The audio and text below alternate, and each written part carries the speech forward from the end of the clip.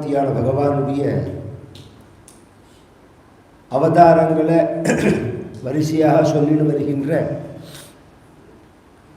பாகவத மகாபுராணத்தில் வாமனாவதாரம், திரிவிக்ரமாவதாரம் சொல்லி அதன் பிறகு மத்ஸ்யாவதாரம் சொல்லப்பட்டது.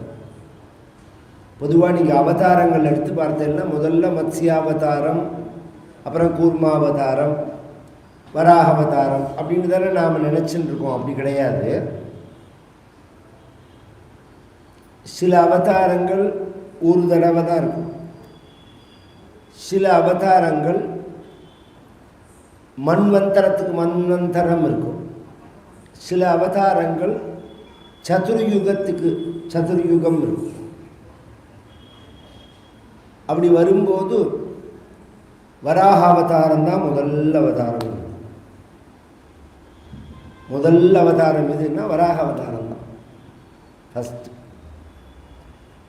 அதுக்கப்புறம்தான் கூர்மாவதாரம், மத்ஸ்யாவதாரம், இப்படிலாம் மாறும். அது இதில் மன்வந்தரம் அப்படின்னு சொல்லக்கூடிய ஒரு ஷிஃப்ட் சேஞ்ச் முறை. இப்படி நீங்கள் சொல்கிறல ஒன்று ஷிஃப்ட்டுன்னு, அது மாதிரி இந்த பூமிக்கு 71 சதுர்யுகத்துக்கு ஒரு தடவை ஒரு மனு மாறுவார்.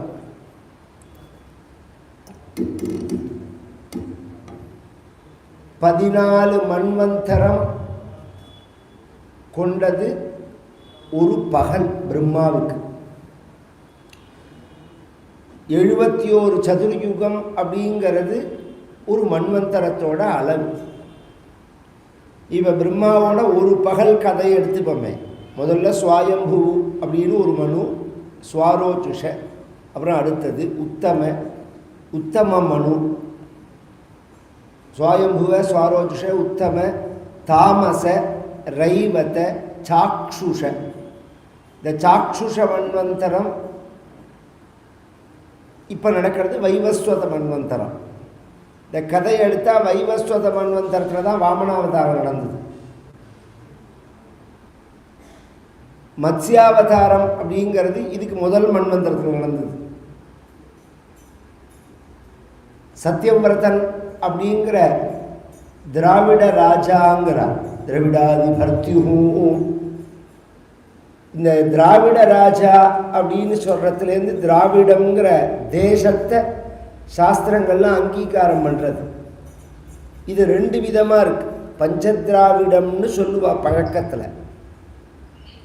ஆனால் குறிப்பிட்டு திராவிடம்னு சொல்கிறது தமிழ்நாடு, கேரளாவை அவள் ஒரு தேசமாக எடுக்கல. தமிழ்நாட்டோட ஒரு பகுதி தான் கேரளா. சேர தேசம்தான் அது. பின்னாடி சமீபத்தில் ஒரு 1000 வருஷத்துக்குள்ள தான் அது மாறினது. அதுக்கு முன்னாடி அதனால தான் தமிழ், மலையாளம் இந்த ரெண்டுமே ஒரே மாதிரி தான் இருக்கும். இந்த பிரதேசத்துக்கு திராவிடம்னு பேர்.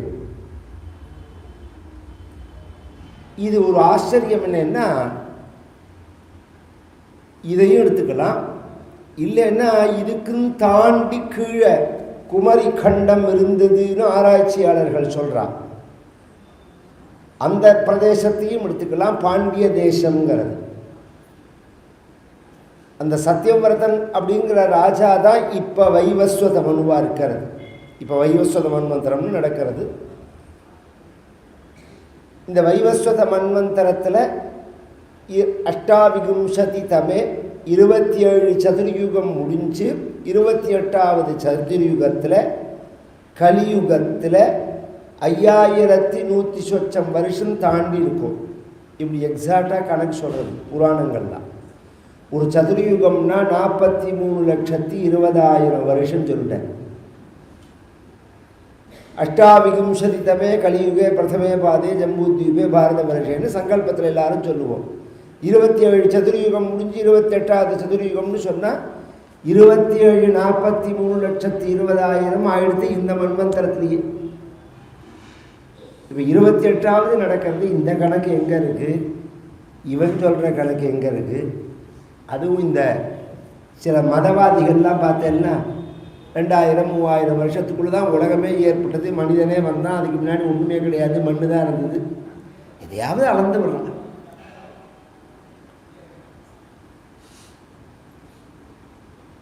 இதெல்லாம் நம்ம கொஞ்சம் விழிப்புணர்ச்சியோடு இல்லைன்னா புழுகிறவன் என்ன வேணாலும் புழுவான். இப்போ சமீப காலத்தில் தமிழ்நாட்டில் ஒரு விஷயம் சொன்னான். 5000 வருஷம் முன்னாடி இரும்பை கண்டுபிடித்தவர்கள் தமிழர்கள். 5000 வருஷம் முன்னாடி கீழடி ஆராய்ச்சியில் இரும்பு கிடச்சிதுன்னு. அப்போ அதை தாண்டி ஒரு ஆராய்ச்சியில் 10,000 வருஷம் முன்னாடி இருந்தால் 10,000 வருஷம் முன்னாடி இரும்பை கண்டுபிடித்தவர்கள் தமிழர்கள். 10,000 வருஷம் முன்னாடியிலேருந்து மனித குலம் இருக்குன்னு சொல்லும் நியாயம் அது. தமிழர்கள்னா முதல்ல யாருன்னு அதுவே ஒரு கேள்வி வந்ததுன்னா நம்மளை ஏற்றுண்டாகணுமோ? தமிழர்கள் அப்படின்னு சொன்னால் பிராமணர்களையும் அவன் ஏற்றுண்டாகணும். இதெல்லாம் நிறையா விஷயங்கள். அது ரெண்டாவது தேவையில்லாத குப்பை, அதையும் சொல்லணுமோன்னு. ஒரு 50-60 வருஷத்தில் எவ்வளவோ தெரிஞ்சுக்க வேண்டிய விஷயங்களை மிஸ் பண்ணிட்டோம். நாம் நிறைய விஷயங்கள் சரித்திரபூர்வமாக அறிவியல் பூர்வமாக நாம் முன்னேறி இருக்க வேணும். நம்மளோட தலையில் எழுத்துன்னு வச்சுக்கோங்களேன். இனிமையாவது அது நல்லபடியாக அமையணும். நம்ம போக வேண்டிய பாதை, அடைய வேண்டிய இலக்கு அப்படிங்கிறது பெரிசு. சாஸ்திரங்கள்லாம் பகுபியா ஸ்ரோதவியம் பகுதா ஸ்ரோதவியம்ங்கிறது. பல விஷயங்களை கேட்கணும், பல பேர்கிட்டேருந்து கேட்கணும். கேட்க வேண்டிய விஷயமே நிறையா இருக்கு சாஸ்திரங்கள்.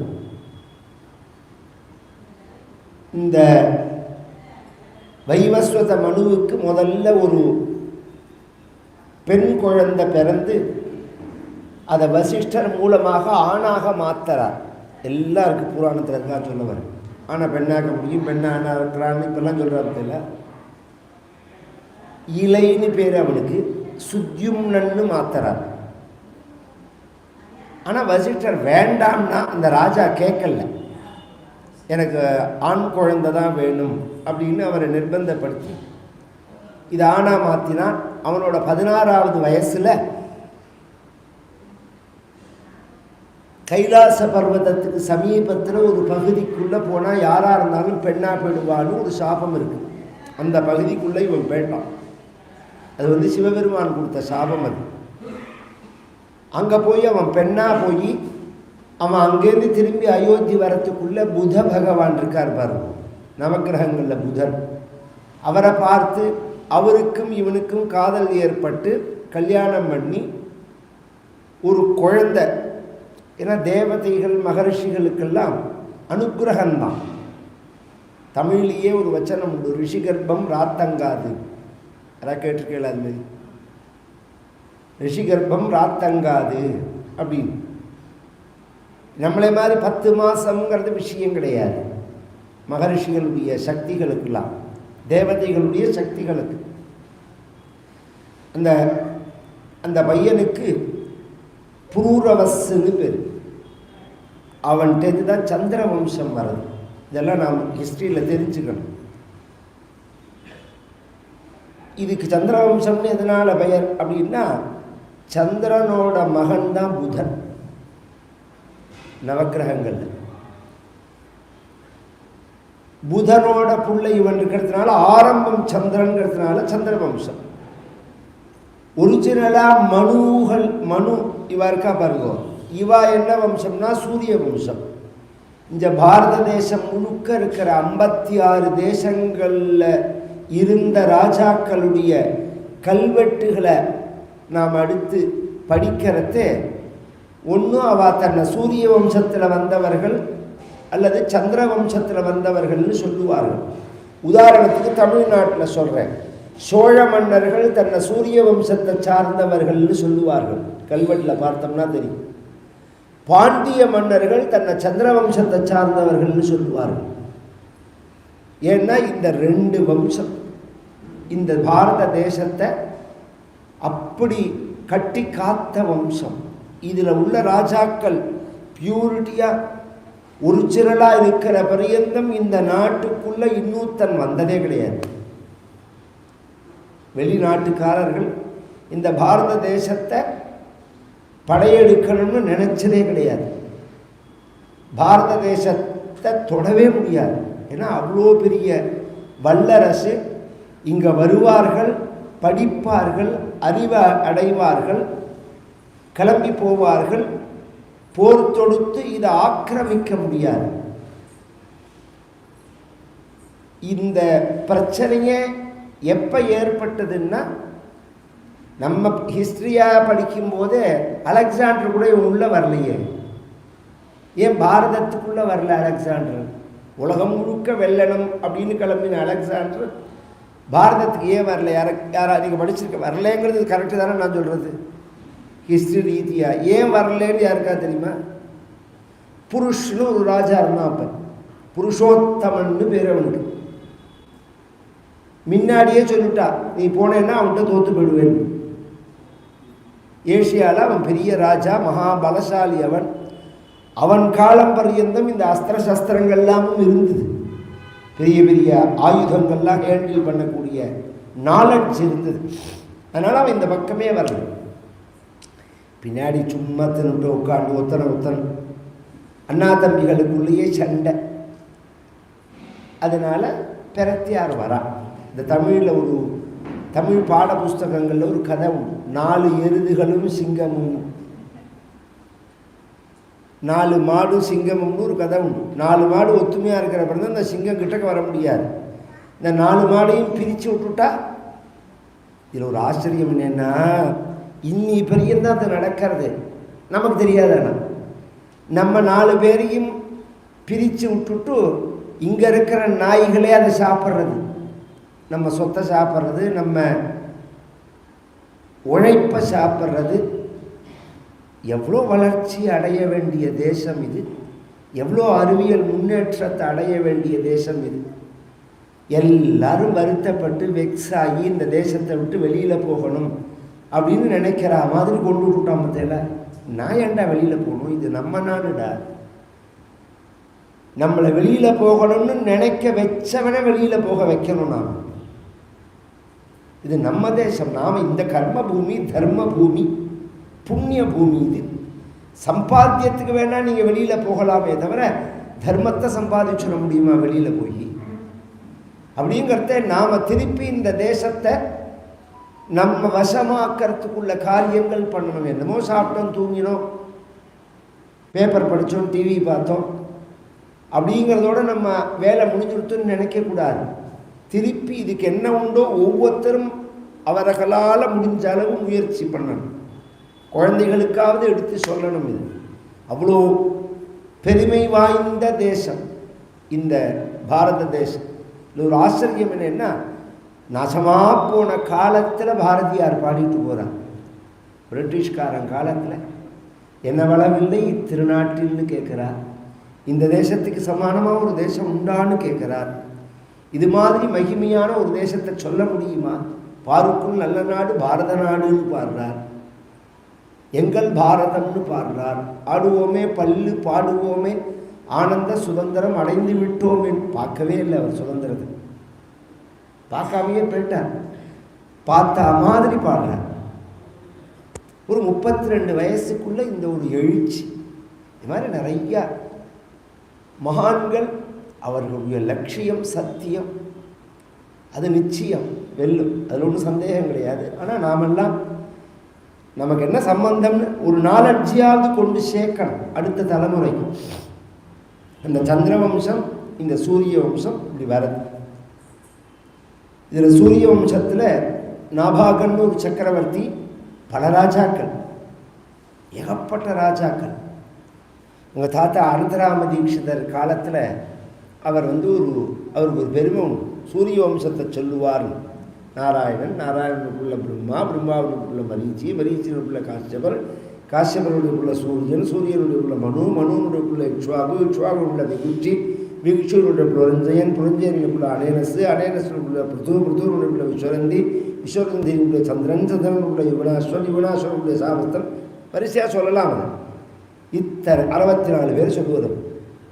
இத்தனை பேர்கள் சூரிய வம்சத்தில் வந்த ராஜாக்கள் அப்படின்னு ராமாயணத்திலையும் இருக்குது. இந்த கல்யாணத்தின் போது இந்த பக்கம் வசிஷ்டர் சொல்கிறார், அந்த பக்கம் ஜனகனே சொல்கிறான். அந்த பக்கம் சதானந்தர் வாத்தியாராக இருந்தாலும் ஜனகனே தன் வம்சத்தை சொல்கிறான். அவன் 32 பேரை சொல்கிறான். இப்படி ராஜாக்கள்லாம் இருந்தார்கள். இதில் 40 சொச்சம் சொல்கிறார் வசிஷ்டர். பாகவதத்தில் 60 சொச்சம் இருக்கு. ஏன் அப்படி இருக்கு அப்படின்னா, எங்கள் தாத்தா அது பாகவதம் என்ன சொல்கிறதுன்னா, இதில் நல்லவா யாரோ அவள் எல்லாமும் சேர்த்துக்கிறது. இப்படி உள்ள ராஜாக்கள்லாம் இதில் இருந்தார்கள்னு காமிக்கிறது. அதில் நாபாகன் அப்படின்னு ஒரு சக்கரவர்த்தி, அவனுடைய புத்திரன் அம்பரீஷன். அம்பரீஷன் பரமபாகவதோத்தமன். அம்பரீஷோ மகாபாகா சப்தத்வீபவதீம் மஹீம் அவ்யயாஞ்ச ஸ்ரீயம் லப்த்வா விபவம் சாதுலம் புவி. மகாபாகவதோத்தமன். எப்படி சப்தத்வீபவதீம் மஹீம், இந்த 7 தீபங்களோட கூடின இந்த பூமிக்கு ஒரு ராஜா. திரும்பவும் சொல்றேன், பூமி முழுக்க ஒரு ராஜா. இப்பேற்பட்ட ராஜாவா இருந்தும் இந்த ராஜ்யத்தையும் இந்த போகத்தையும் இந்த சௌக்கியத்தையும் இந்த ஐஸ்வர்யத்தையும் இந்த பதவியையும் அவன் எப்படி நினைச்சான்னா, சொப்ன சம்ஸ்துதம், கனவா நினைச்சான். கனவா நினைக்கலாமா அப்படின்னா, சாஸ்திரம் சொல்றது கனவுதாங்கிறது. கனவுன்னா முதல்ல என்ன? தூங்கும்போது நான் காணக்கூடிய காட்சிகளுக்கு கனவுன்னு பேர். அந்த காட்சிகள் எப்படி இருக்கும்னா, தூங்கும்போது உண்மையாக இருக்கும், விழித்து கொண்டவுடனே பொய்யா இருக்கும். கவனித்து கேட்கணும். தூங்கும்போது நாம் காணும் காட்சிகள் தூங்கும்போது உண்மையாக இருக்கும், விழித்து கொண்டவுடனே பொய்யாயிடும். அது மாதிரி வாழ்க்கைங்கிற கனவுல நாம் இப்போ பார்க்கக்கூடிய காட்சிகள் ஞானம்ங்கிற விழிப்பு வந்தவுடனே பொய்யா போயிடும். ஞானம் வராத பரியந்தம் இதெல்லாம் உண்மையாக இருக்கும்.